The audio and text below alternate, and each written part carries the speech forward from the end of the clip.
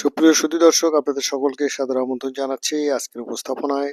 আজকের উপস্থাপন বাংলাদেশ শিল্পকলা একাডেমি সেগুনবাগিচায় অবস্থিত, তার অভ্যন্তরের যে চিত্রগুলি রয়েছে যে আমরা সেটি আপনাদেরকে উপস্থাপন করছি। আমরা দরজা দিয়ে অর্থাৎ শিল্পকলা একাডেমির পশ্চিমের গেট দিয়ে যদি আমরা প্রবেশ করি তাহলে এই দৃশ্য আমাদের চোখে পড়ে।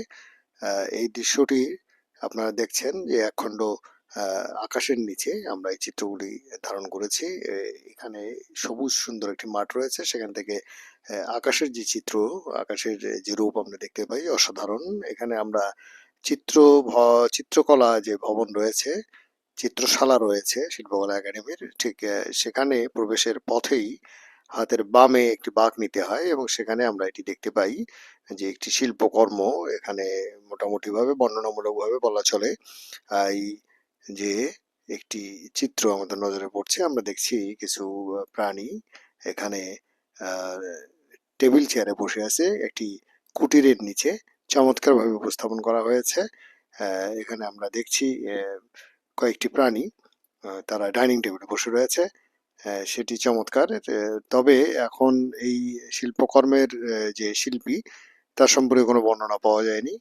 তো আমরা দেখলাম যে এখানে একটি চমৎকার পরিবেশ সৃষ্টি করবার চেষ্টা করা হয়েছে এবং এটি তাৎপর্যপূর্ণ।